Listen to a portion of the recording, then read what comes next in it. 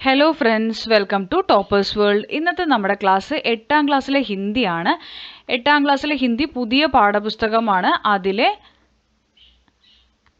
Unit 3 ഇക്കായി 3യിലെ last chapter Mary മാ എന്നുള്ള filmy ഗീതാണ്. Prasoon ജോഷിയാണ് അതിൻ്റെ രചനാകാർ.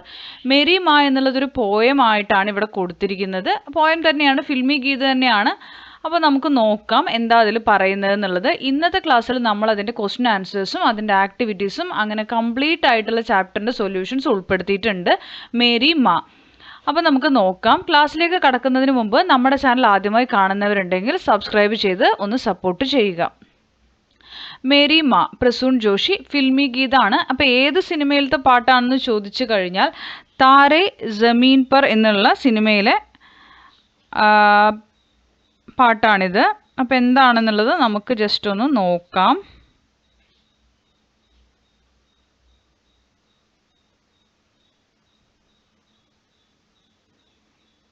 താരെ ജമീൻ പർ. ഓക്കെ, നോക്കാം. പ്രസൂൺ ജോഷിയാണ് ഓതർ കേട്ടോ. അതിൻ്റെ മേ കബി ബദലാത്ത നഹി पर अंधेरे से डरता हूँ मैं माँ यूं तो मैं दिखलाता नहीं तेरी परवाह करता हूँ मैं माँ तुझे सब है पता है ना माँ तुझे सब है पता मेरी माँ. എന്താ പറയണത്? മേ കബി ബദലാത്ത നഹി, ഞാൻ ഒരിക്കലും പറയില്ല, പക്ഷെ എനിക്ക് ഇരുട്ടിനെ പേടിയാണ് അമ്മേ. ഞാനത് പുറത്തു കാണിച്ചില്ലെങ്കിലും, പുറത്ത് കാണിക്കുന്നില്ല, പക്ഷെ എന്താണ്, തെരി പർവ കർത്താ ഹൂം മേ മാ, ആ അമ്മയെക്കുറിച്ചിട്ട് ആ ഒരു കൺസിഡറേഷൻ ഞാൻ കൊടുക്കുന്നുണ്ട്. അതുകൊണ്ടാണ് പേടി പുറത്ത് കാണിക്കാണ്ട്. കുറച്ച് വലിയ കുട്ടിയാണ്, അപ്പോൾ പേടി പുറത്ത് കാണിച്ച നാണക്കേടല്ലേ, അതുകൊണ്ടാണ്. നിനക്ക് അറിയില്ലേ അമ്മയെന്നാണ് ചോദിക്കുന്നത് കേട്ടോ. മാ തുജെ സഭേ പദ, നിനക്ക് എല്ലാം അറിയില്ലേ, നിങ്ങൾക്ക് എല്ലാം അറിയില്ലേ. ഹേ നമ, അറിയില്ലേ അമ്മയെന്നാണ് ചോദിക്കുന്നത്. തുജെ സഭേ പദ മേരിമ, അമ്മയ്ക്ക് എല്ലാം അറിയാം എൻ്റെ അമ്മയെന്നാണ് പറയുന്നത്. സിമ്പിൾ സംഭവമാണ്. പേടിയാണ് ഇരുട്ടിനെ, അത് നിനക്ക് അറിയാലോ അമ്മേ, പക്ഷെ ഞാനത് പുറത്ത് കാണിക്കില്ല, നാണക്കേടാണ് എന്ന് പറഞ്ഞിട്ട്. പക്ഷെ നിനക്കത് അറിയില്ലേ, നിങ്ങൾക്കത് അറിയില്ലേ അമ്മയെന്നാണ് ചോദ്യം. നിനക്ക് എന്നല്ല കേട്ടോ, ഞാനത് മേരി മേരി എന്ന് പറഞ്ഞത് കൊണ്ട് നിനക്കെന്ന് പറഞ്ഞാൽ നിങ്ങൾക്ക് തന്നെയാണ്. അമ്മയെ കുറിച്ച് പറയുമ്പോൾ बीड़ में यूं ना छोड़ो मुझे घर लौट के भी आ ना पाऊँ माँ बेश ना इतना दूर मुझको तू याद भी तुझको आ ना पाऊँ माँ क्या इतना बुरा हूँ मैं माँ क्या इतना बुरा मेरी माँ. എന്താണ്, എന്താ പറയുന്നത്? എന്നെ ഇങ്ങനെ ആൾക്കൂട്ടത്തിൽ ഉപേക്ഷിക്കരുത്, എനിക്ക് ചിലപ്പോൾ വീട്ടിലേക്ക് മടങ്ങി വരാൻ കഴിഞ്ഞേക്കില്ല. ഓക്കെ, അപ്പോൾ ഇവിടെ വീട് എന്ന് പറഞ്ഞാൽ തിരക്കാണ് കേട്ടോ. എന്നെ തിരക്കിൽ ഉപേക്ഷിക്കരുത്. ഗർ ലൗട്ട് കെ ബി ആ ന പാവുമ, എനിക്ക് ചിലപ്പോൾ തിരിച്ചു വരാൻ സാധിക്കില്ല. ബേഷ്ന ഇത്തന ദൂർ മുജ്കോ തു, എന്നെ ഇത്ര ദൂരേക്ക് പറഞ്ഞയക്കരുത്. യാദ് ബി തുജ്കോ ആ ന പാവുമ, എനിക്ക് അമ്മയുടെ ഓർമ്മ വന്നുകൊണ്ടിരിക്കും. ക്യാ ഇത്തന ബുറ ഹു മേ മാ ക്യാ ഇത്തന ബുറ മേരി മാ, ഞാൻ അത്ര മോശമാണോ അമ്മേ എന്നാണ് ചോദിക്കുന്നത് കേട്ടോ. തിരിച്ചു വരാൻ കഴിയാത്തത്ര ദൂരം എന്നെ അയക്കരുത്. അതുപോലെ ഞാൻ വളരെ മോശമാണോ, ഞാൻ ഇത്ര മോശമാണോ അമ്മേ എന്ന് ചോദിക്കുകയാണ്. എന്നെ പറഞ്ഞയക്കാൻ വേണ്ടിയിട്ട് ഞാൻ അത്രയ്ക്ക് മോശമാണോ എന്നാണ് ചോദ്യം. അടുത്തത്, जब भी कभी पापा मुझे जो जोर से झूला झुलाते हैं माँ मेरी नजर ढूंढे तुझे. എന്താ പറയണത്? ഈ ജൂല പറഞ്ഞ ഊഞ്ഞാലാണ് കേട്ടോ. ആ ആട്ടുമ്പോൾ പപ്പ എന്നെ ശക്തമായിട്ട് ഇങ്ങനെ ആട്ടുമ്പോഴും എൻ്റെ കണ്ണുകൾ ആരെയാണ് തിരയുന്നത്? അമ്മേനെയാണ് തിരയുന്നത്. സോച്ചു യഹി തു ആ കെ दामेगी माँ उनसे मैं ये कहता नहीं पर मैं सहम जाता हूँ माँ चेहरे पे आने देता नहीं. എന്താണ്, അതായത് ജൂല അതിങ്ങനെ അങ്ങോട്ടും ഇങ്ങോട്ടും ഊഞ്ഞാൽ ആടുന്ന സമയത്ത് അമ്മ വന്ന് പിടിക്കുമെന്നാണ് ഞാൻ കരുതുന്നത്, പക്ഷെ ഞാനത് അച്ഛനോട് പറയാറില്ല, പക്ഷെ എനിക്ക് പേടിയാകും എന്നാണ് പറയുന്നത് കേട്ടോ. മനസ്സിൽ ഭയങ്കര പേടിയാണ് ഈ കുട്ടിക്ക് കേട്ടോ. അമ്മയ്ക്ക് അറിയില്ലേ അമ്മയെന്നാണ് ചോദ്യം. എനിക്ക് അങ്ങനെ ചെയ്യുന്നത് പേടിയാണ്, അത് അമ്മയ്ക്ക് അറിയില്ലേ എന്നാണ് ചോദിക്കുന്നത്. ദിൽ ഹി ദിൽ മേ घबराता हूँ माँ तुझे सब है पता है ना माँ तुझे सब है पता मेरी माँ. എല്ലാം അറിയില്ലേ, എനിക്ക് മനസ്സിൽ എപ്പോഴും പേടിയാണ്, പക്ഷെ ഞാനത് പുറത്ത് പറയില്ല. എനിക്ക് ഇരുട്ടിനെ പേടിയാണ്, പക്ഷെ ഞാനത് പുറത്ത് കാണിക്കുന്നില്ല. പക്ഷെ അമ്മയ്ക്ക് അറിയില്ലേ, എല്ലാം അറിയില്ലേ അമ്മയെന്നാണ് ചോദ്യം. അമ്മയ്ക്ക് അറിയാമായിരിക്കുമല്ലോ. പിന്നെന്താ പറയുന്നത്? ओ मैं कभी बदलाता नहीं पर अंधेरे से डरता हूँ मैं माँ, यूं तो मैं दिखलाता नहीं तेरी परवाह करता हूँ मैं माँ, तुझे सब है पता है ना माँ, तुझे सब है पता मेरी माँ. ഞാൻ ഒരിക്കലും ഇത് പറയുന്നില്ല, ആരോടും പറയുന്നില്ല പേടിയാണെന്നുള്ളത്, പുറത്ത് കാണിക്കുന്നില്ല പേടിയുള്ള കാര്യം. പക്ഷെ എന്താണ്, തെരി പർവാക്കർ, നിങ്ങളെ ഞാൻ കൺസിഡർ ചെയ്യുന്നുണ്ട്, അമ്മയെക്കുറിച്ച് ഞാൻ ആലോചിക്കുന്നുണ്ട്, കൺസിഡർ ചെയ്യുന്നുണ്ട്, അമ്മയ്ക്ക് എല്ലാം അറിയില്ലേ അമ്മേ എന്നാണ് ചോദ്യം കേട്ടോ. അപ്പോൾ കുട്ടി ചോദിക്കുന്നതാണ്. ഇനി നമുക്ക് നോക്കാം എന്താണ് ഇതിൽ പറയുന്നത്, ഇതിൻ്റെ ക്വസ്റ്റ്യൻസിൻ്റെ ആൻസേഴ്സ് എല്ലാം നോക്കാം. തുജെ സഭേ പതാ ഹേ നമ ഇസ് കഥൻ സെ ക്യാ വ്യക്ത ഹോത്താ ഹേ, നിനക്ക് എല്ലാം അറിയില്ലേ അമ്മേ, നിങ്ങൾക്ക് എല്ലാം അറിയില്ലേ അമ്മേ എന്ന് ചോദിക്കുന്നതിലൂടെ എന്താണ് അർത്ഥമാക്കുന്നത്? आंसर, तुझे सब है पता है न माँ, इस कथन से में माँ और बच्चे के बीच के गहरा भावनात्मक रिश्ते को व्यक्त किया गया है. बच्चा ये मानता है कि माँ उसकी हर भावना, डर और चिंता को बिना बताए ही समझ जाती है. കുട്ടി കരുതുന്നത് അവൻ്റെ പേടിയും കാര്യങ്ങളും ഒക്കെ അമ്മയ്ക്ക് പറയാതെ തന്നെ മനസ്സിലാകും എന്നുള്ളതാണ് കേട്ടോ. അടുത്തത്, ബേഷ് ന ഇത്തന ദൂർ മുച്ച്കോ തു ബേട്ട ക്യോം ഏസാ കഹതാ ഹോഗ, എന്നെ ഇത്രയും ദൂരം പറഞ്ഞയക്കരുത്, എന്തുകൊണ്ടാണ് ഇങ്ങനെ പറയുന്നത്? बेटा ऐसा इसलिए कहता है क्योंकि वह अपनी माँ से दूर नहीं जाना चाहता, वह माँ के बिना अकेला और असुरक्षित महसूस करता है. ये कथन माँ के प्रति उसके गहरे लगाव और നിർഭരത കോ ദർശാത്താ ഹെ. അപ്പം ഇത്രയും ദൂരം അമ്മേനെ പിരിഞ്ഞ് ഒറ്റയ്ക്ക് ഇരിക്കാൻ അവന് കഴിയില്ല, അവൻ ഇൻസെക്യൂറായിട്ട് അസുരക്ഷിതമായിട്ട് ഫീൽ ചെയ്യാണ്. ഓക്കെ, അതുകൊണ്ടാണ്. അടുത്തത്, जोर से झूला झुलाते समय सहम जाने पर भी बेटा पापा से क्यों शिकायत नहीं करता होगा. അപ്പോൾ ഇത്രയും ഭയങ്കര ശക്തിയായിട്ടാണ് ഊഞ്ഞാൽ ആട്ടുന്നത് കേട്ടോ. അത്രയും ആട്ടുമ്പോൾ അവന് പേടിയാവുന്നുണ്ട്, എന്നിട്ടും അവൻ ഒരു കംപ്ലൈൻറ്റ് അച്ഛനോട് പറയുന്നില്ല. അച്ഛനാണ് ഊഞ്ഞാൽ ആട്ടുന്നത്, എന്തുകൊണ്ടാണെന്നാണ് ചോദ്യം.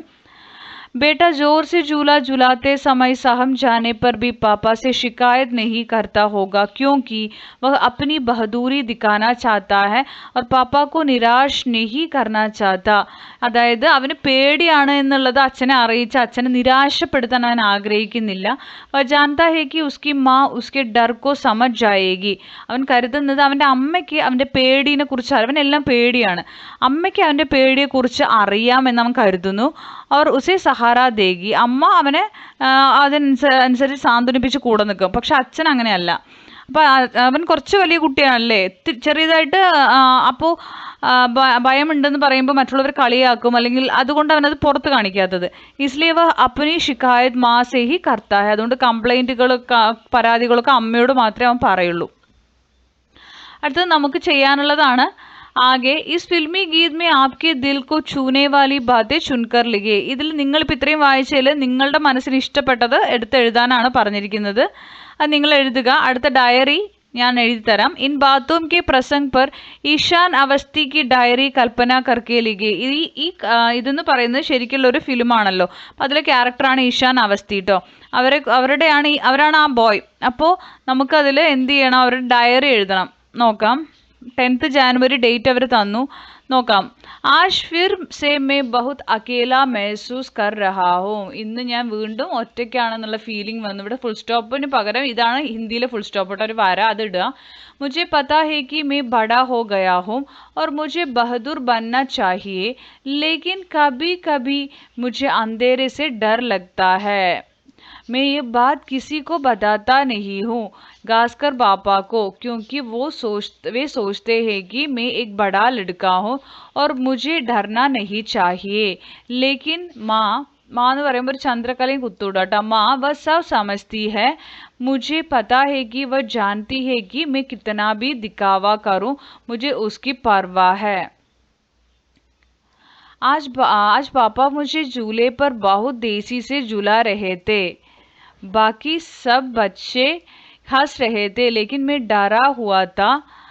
मैं बस माँ को ढूंढ रहा था, सोच रहा था कि वह आकर मुझे दाम लेगी.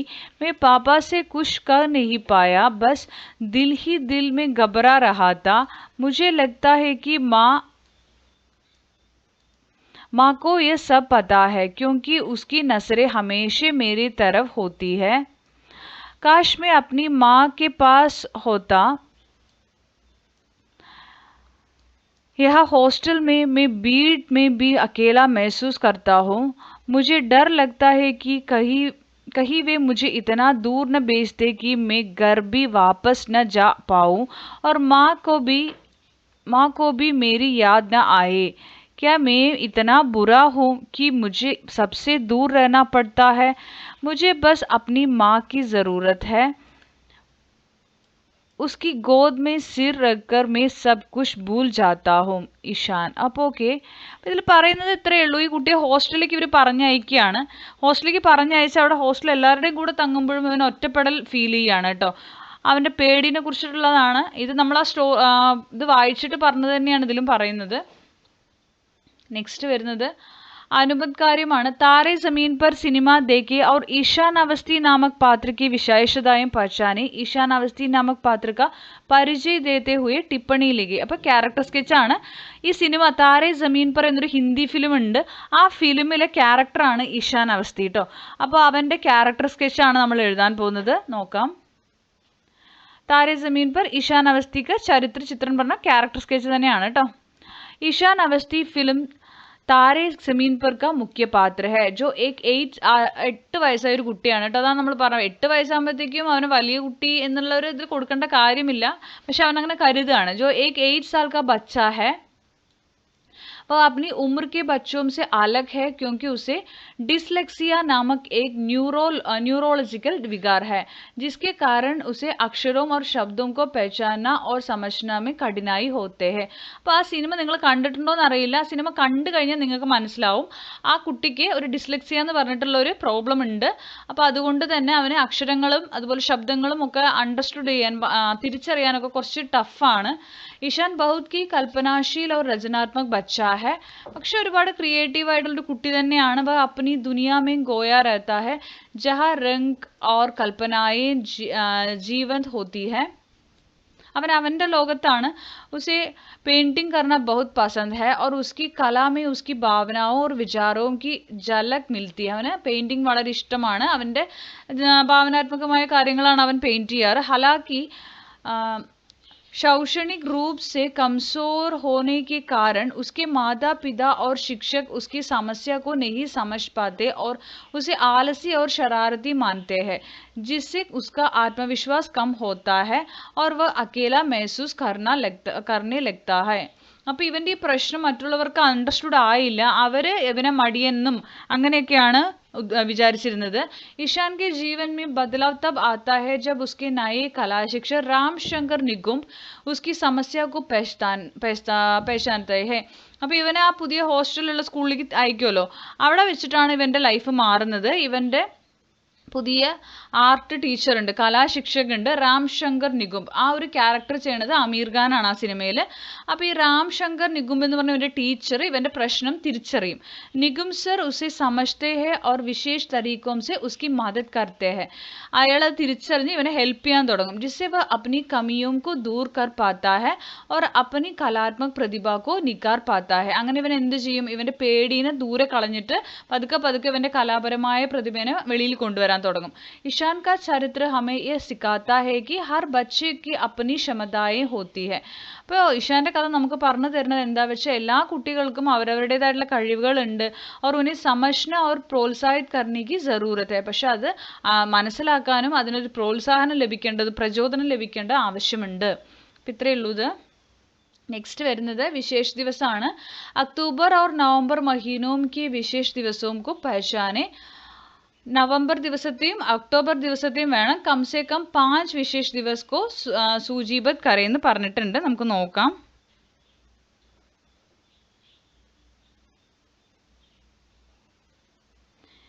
ഇതിൽ ഞാൻ ഒക്ടോബറിലത്തെ മാത്രമേ ഇൻക്ലൂഡ് ചെയ്തിട്ടുള്ളൂ. നവംബറിലത്തെ ഞാൻ പറഞ്ഞു തരാം. അത് ടൈപ്പ് ചെയ്തപ്പോൾ വന്നതാണ് ആ ഒരു പ്രശ്നം.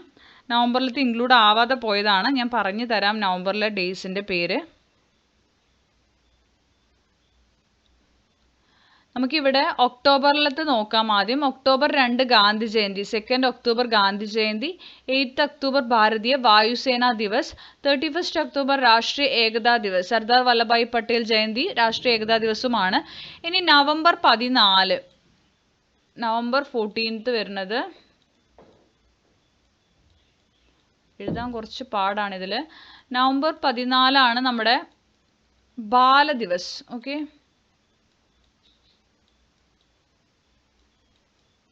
ബാൽ ദിവസ്. ഓക്കെ, നവംബർ 14 ബാൽ ദിവസ്. ഇനി ഒരു ഡേയും കൂടി പറഞ്ഞു തരാം. നവംബർ 26 കേട്ടോ. നവംബർ 26 അത് സംവിധാൻ ദിവസാണ്.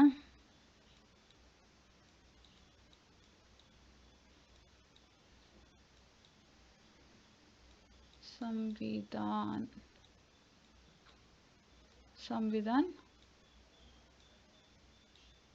ദിവസ്. ഓക്കെ, നമ്മളത് ടൈപ്പ് ചെയ്തപ്പോൾ അത് ടൈപ്പ് ആവാതെ പോയതാണ്. നവംബർ 14 ബാലദിവസവും നവംബർ 26 സംവിധാൻ ദിവസവും നിങ്ങൾ നോട്ട് ചെയ്യുക കേട്ടോ. അങ്ങനെ 5 എണ്ണമാണ് നമ്മളോട് എഴുതാൻ പറഞ്ഞിരിക്കുന്നത്. ഒക്ടോബറിൽ നവംബറിൽ കൂടി നമ്മൾ 5 എണ്ണം ഇതിൽ ഇൻക്ലൂഡ് ചെയ്തിട്ടുണ്ട്. അപ്പോൾ ക്ലാസ്സിൽ ഇഷ്ടപ്പെട്ടിട്ടുണ്ടെങ്കിൽ ലൈക്ക് ചെയ്യുക, ഷെയർ ചെയ്യുക, സബ്സ്ക്രൈബ് ചെയ്യുക. Thank you for watching.